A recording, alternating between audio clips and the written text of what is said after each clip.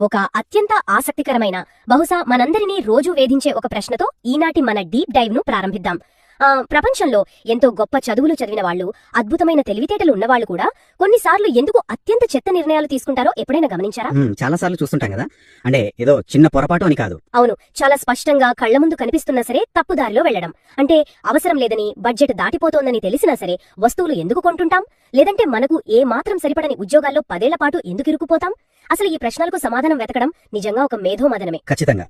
ఆశ్చర్యకరమైన విషయం ఏమిటంటే, ఇలాంటి నిర్ణయాలు తీసుకున్న వాళ్లను చూసినప్పుడు మనం వెంటనే వీరికి కనీస అవగాహన లేదు, బహుశా తెలివితేటలు తక్కువై ఉంటాయి అని చాలా సులభంగా అంచనాకు వచ్చేస్తాం. అవును, సాధారణంగా అదే అనుకుంటాం. కానీ రాల్ఫ్ డోబెల్లీ రాసిన the art of thinking clearly అనే పుస్తకంలోని మూలాలను పరిశీలిస్తే వాస్తవం పూర్తి భిన్నంగా కనిపిస్తోంది.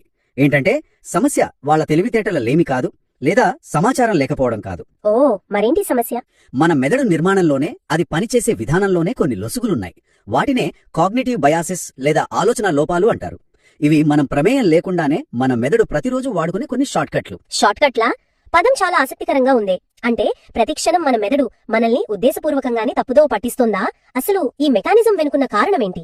ఉద్దేశపూర్వకంగా మోసం చేయడం అని కాదు. దీనికి ప్రధాన కారణమేంటంటే మన మానవ పరిణామక్రమం, అలానే శక్తిని ఆదా చేసుకునే ప్రయత్నం. మన మెదడు శరీరంలో అత్యంత ఎక్కువ శక్తిని ఖర్చు చేసే అవయవం కదా. అవును, చాలా ఎనర్జీ తీసుకుంటోంది. ఏ రంగు చొక్కా వేసుకోవాలి దగ్గర నుంచి ఏ కారు కొనాలి అనే వరకు ప్రతిదాన్ని పూర్తి లాజిక్తో, డేటాతో విశ్లేషించాలంటే చాలా సమయం, శక్తి కావాలి. అంత ఆలోచించడం ప్రాక్టికల్ గా కష్టం కదా. కష్టం. పైగా అంత శక్తిని ఖర్చు చేయడం మెదడుకు ఇష్టం ఉండదు. అందుకే అది ఆలోచనల భారాన్ని తగ్గించుకోవడానికి కొన్ని ఆటోమేటిక్ ప్యాటర్న్స్ ను లేదా షార్ట్ కట్లను డిజైన్ చేసుకుంది. ఓహో, అర్థమైంది. దురదృష్టవశాత్తు ఈ షార్ట్ కట్లే మనల్ని చాలా ఖరీదైన తప్పుల వైపు నడిపిస్తాయి. సో ఈ పుస్తకంలో చెప్పినట్లు ఈ ఆలోచన లోపాలను పసిగట్టడం ద్వారా వాస్తవాన్ని స్పష్టంగా ఎలా చూడాలన్నదే ఈ చర్చ ప్రధాన ఉద్దేశం. రైట్. ఆలోచనల భారాన్ని తగ్గించుకోవడానికి మెదడు చేసే ఒక మోసం కన్ఫర్మేషన్ బయాస్ అని నేను పుస్తకంలో చదివాను. ఇది వింటున్నప్పుడు నాకేమనిపించిందంటే, ఇది అచ్చం మన సోషల్ మీడియా ఆల్గరిథం లాంటిది కదా. ఆ పోలిక చాలా అద్భుతంగా సరిపోతుంది. అదా ఆ అల్గారిథం ఏం చేస్తుంది? మనం ఏ పోస్టును లైక్ చేస్తే, ఎలాంటి వీడియోలను ఎక్కువసేపు చూస్తే మళ్ళీ అలాంటివే చూపిస్తుంది. మన అభిప్రాయానికి భిన్నంగా ఉన్న వేరే కోణాన్ని పూర్తిగా దాచేసి మనల్ని ఒక డిజిటల్ బబుల్లో బంధించేస్తుంది. అంటే మన మెదడు కూడా ఒక బబుల్ని క్రియేట్ చేసుకుంటుందా? 100%. సోషల్ మీడియాలో అల్గారిథం మనకు నచ్చినవే ఎలా చూపిస్తుందో, మన మెదడు ఈ కన్ఫర్మేషన్ బయాస్ ద్వారా అచ్చం అదే పని చేస్తుంది. సైకలాజికల్ గా చెప్పాలంటే, మనుషులకు నేను తప్పు అని ఒప్పుకోవడం మానసికంగా చాలా ఇబ్బందికరమైన విషయం. ఎవరికి ఇష్టం ఉండదు కదా. అవును. ఆ ఇబ్బందిని తప్పించుకోవడానికి మనం ముందే బలంగా నమ్మిన విషయాలకు మద్దతిచ్చే సమాచారాన్ని మాత్రమే మన మెదడు వెతుకుతుంది. ఉదాహరణకు, మీరు ఒక కంపెనీ షేర్లలో భారీగా పెట్టుబడి పెట్టారనుకుందాం. ఓకే. అప్పటి నుంచి మీ మెదడు కేవలం ఆ కంపెనీకి సంబంధించిన సానుకూల వార్తలను మాత్రమే గ్రహిస్తుంది. ఎవరైనా ప్రముఖ ఆర్థిక విశ్లేషకుడు ఆ కంపెనీ భవిష్యత్తు గురించి హెచ్చరించినా సరే మన మెదడు వాటిని పట్టించుకోదు. అంటే ఆ విశ్లేషకుడికి ఏమీ తెలియదు, నా అంచనానే కరెక్ట్ అని మనం డిఫెండ్ చేసుకుంటాం. అంతే. తనకు తాను ఒక రక్షణ కవచాన్ని ఏర్పాటు చేసుకుంటుందన్నమాట. వామ్మో, అంటే మనకు నచ్చని నిజాల కంటే మనకు నచ్చే అబద్ధాలకే మనం ఎక్కువ విలువిస్తామన్నమాట. మరి ఈ ఉచ్చులో పడకుండా ఉండాలంటే పరిష్కారం ఏంటి? మనం నమ్మిన ప్రతిదాన్ని మనమే అనుమానించాలా? ఒక రకంగా అంతే. ఏదైనా ఒక కీలక నిర్ణయం తీసుకునేటప్పుడు మన మెదడు సహజంగా నేనెందుకు కరెక్ట్ అని ఆధారాలు వెతుకుతుంది కదా. ఆ పద్ధతిని మార్చాలి. మనం చార్లెస్ డార్విన్ విధానాన్ని అలవాటు చేసుకోవాలి. డార్విన్ విధానం అంటే? డార్విన్ తన సిద్ధాంతాలకు విరుద్ధంగా ఏ చిన్న ఆధారం కనిపించినా సరే దాన్ని వెంటనే ఒక పుస్తకంలో రాసుకునేవారట. ఎందుకంటే తనకు నచ్చని ఆ సమాచారాన్ని తన మెదడు కేవలం అరగంటలో మర్చిపోతుందని ఆయనకు తెలుసు. ఆహా, భలే ట్రిక్ కదా ఇది. అవును. అందుకే మనం కూడా నేను తీసుకుంటున్న ఈ నిర్ణయం తప్పు అనడానికి ఆధారాలు ఏంటి అని మనమే వెతకాలి. మన నమ్మకాలను మనమే ఛాలెంజ్ చేసుకున్నప్పుడే స్పష్టమైన నిర్ణయాలు తీసుకోగలం. కరెక్ట్. ఇక ఈ సమాచారాన్ని వడబోసే క్రమంలో మనం చూసే మరో అతిపెద్ద లోపం అవైలబిలిటీ బయాస్. అంటే మనం కేవలం మనకు నచ్చిన సమాచారాన్నే కాకుండా ఏది మనల్ని ఎక్కువగా భయపెడుతోందో దానికి మన మెదడు ఎక్కువ ప్రాధాన్యత ఇస్తుందనుకుంటా. అవునవును, ఖచ్చితంగా. అందుకే కదా కారు ప్రమాదాల కంటే విమాన ప్రమాదాలు చూసినప్పుడు జనాలు ఎక్కువ భయపడతారు. ఎగ్జాక్ట్లీ. ఈ అవైలబిలిటీ బయాస్ వెనుకున్న అసలైన మెకానిజం మన భావోద్వేగాలు. ఒక సంఘటన భవిష్యత్తులో జరిగే అవకాశాన్ని మనం ఎలా అంచనా వేస్తామంటే దానికి సంబంధించిన ఉదాహరణలు మనకు ఎంత సులభంగా గుర్తుకొస్తున్నాయి అనే దాన్ని బట్టి. అంటే వార్తల్లో పదే చూసేవి అన్నమాట. అవును. డేటా ప్రకారం చూస్తే కార్ల ప్రయాణం అనేది విమాన ప్రయాణం కంటే 100 రెట్లు ప్రమాదకరం. కానీ ఒక విమాన ప్రమాదం జరిగినప్పుడు అందులో విజువల్స్ చాలా డ్రమాటిక్ గా ఉంటాయి.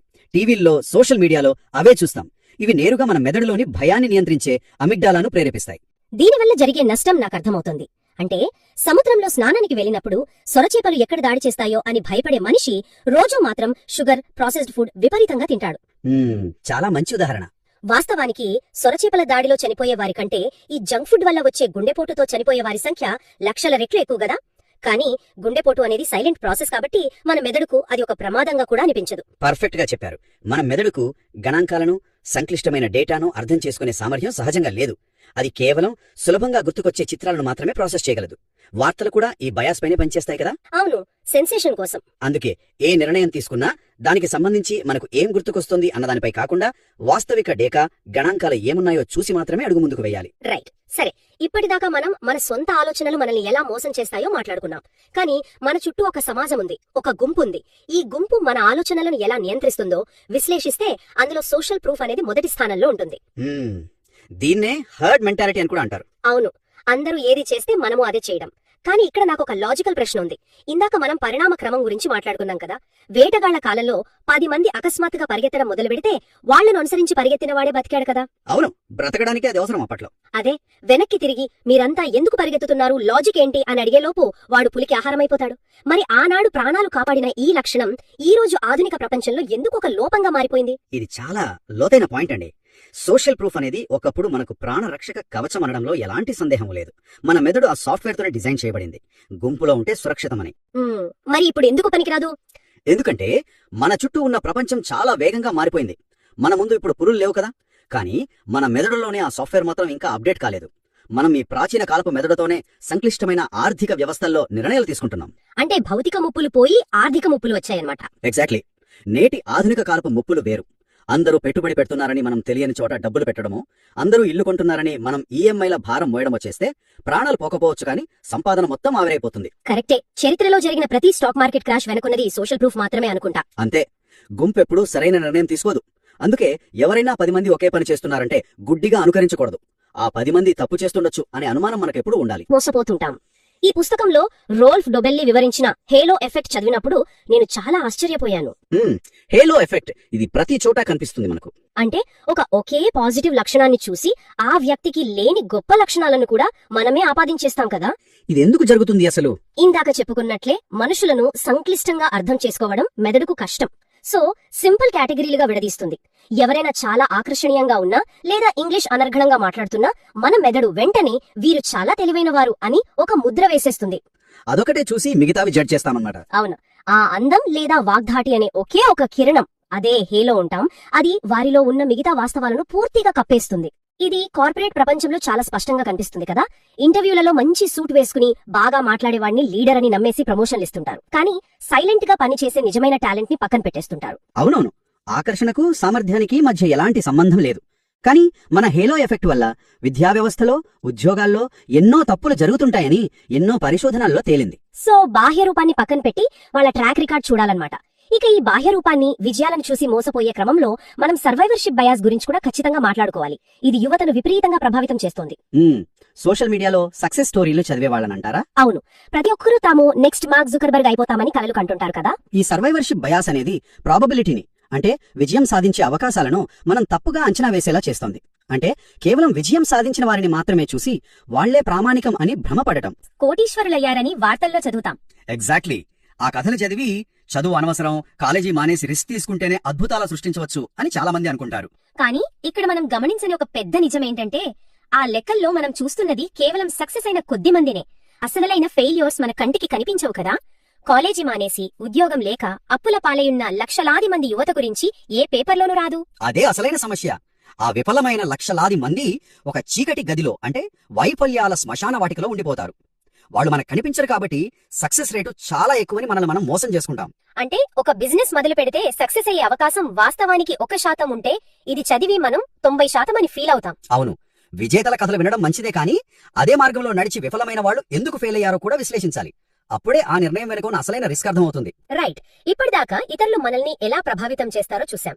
ఇప్పుడు మనలోని అహంకారం, మన సొంత నమ్మకాలు మనల్ని ఎలా నాశనం చేస్తారో చూద్దాం. ముఖ్యంగా ఓవర్ కాన్ఫిడెన్స్ బయాస్. ఇది చాలా ప్రమాదకరమైనది కదా. నాకు తెలిసి ప్రతి మనిషి తానొక ప్రత్యేకమైన వ్యక్తి అని, సగటు మనుషుల కంటే తనకే ఎక్కువ విషయాలు తెలుసు అని లోకల బలంగా నమ్ముతుంటాడు కదా. ఇది మనిషిలా ఉండే సహజమైన ఇల్యూజన్. ఒక సర్వేలో దాదాపు 80% పైగా డ్రైవర్లు మేము సగటు డ్రైవర్ల కంటే చాలా మెరుగ్గా డ్రైవ్ చేస్తాం అని చెప్పారు. 80% మందా? గణాంకాల ప్రకారం అందరూ సగటు కంటే పైన ఉండడం అసాధ్యం కదా. ఎగ్జాక్ట్లీ. అది మ్యాథమెటికల్ గా ఇంపాసిబుల్. కానీ మన మెదడు ఎప్పుడూ మన సామర్థ్యాలను అత్యంత ఆశాజనకంగానే ఊహించుకుంటుంది.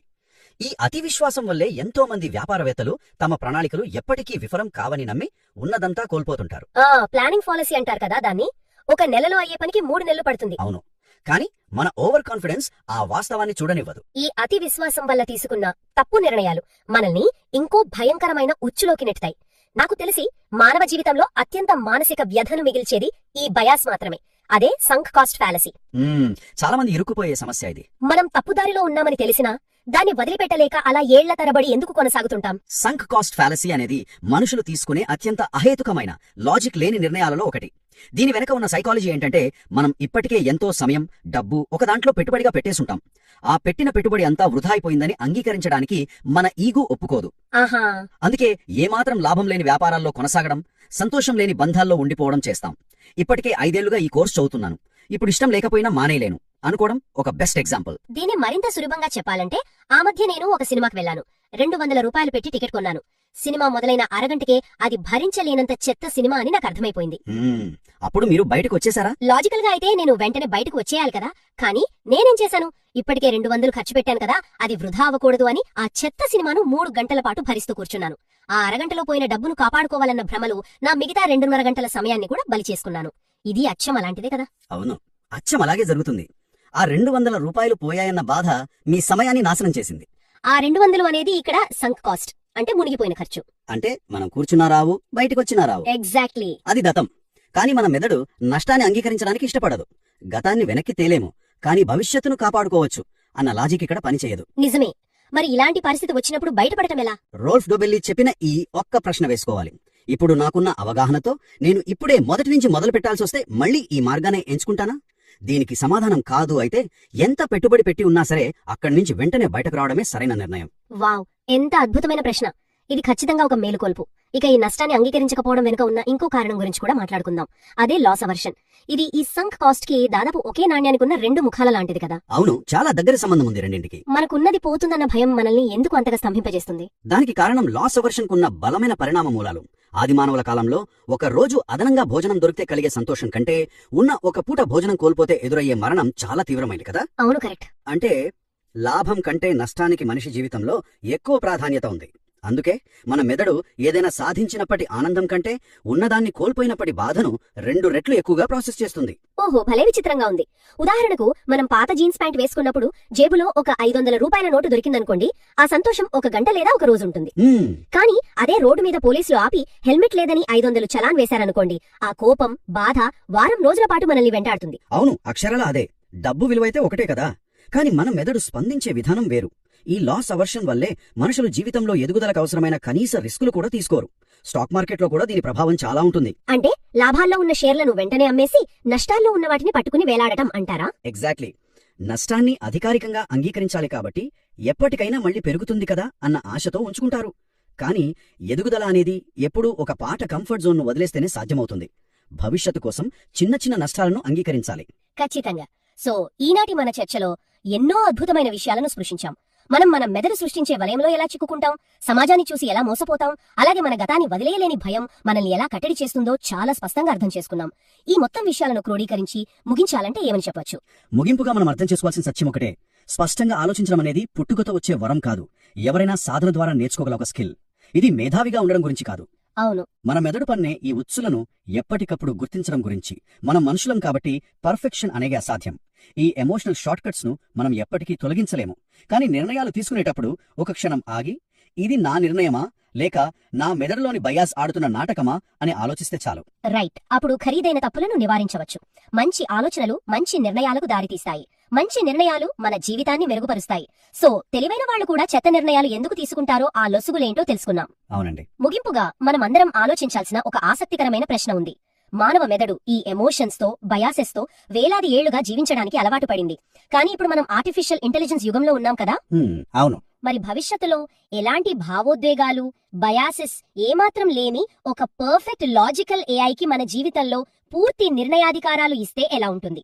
అంటే మనం ఏ చదువు చదవాలి, ఎవరిని పెళ్లి చేసుకోవాలి, ఎక్కడ పెట్టుబడి పెట్టాలి, ఇవన్నీ కేవలం డేటా ఆధారంగా ఒక మిషన్ నిర్ణయిస్తే ఆ నిర్ణయాలు మనిషి జీవితానికి అద్భుతమైన వరంగా మారతాయా? లేక కనీస ఎమోషన్ లేని యంత్రాల చేతిలో మనం బందీ అయి మానవాళికి అది ఒక శాపంగా పరిణమిస్తుందా? భలే ప్రశ్న. ఆలోచించండి. ఈ ప్రశ్నతో ఈనాటి మన చర్చను ముగిద్దాం. మళ్ళీ కలుద్దాం.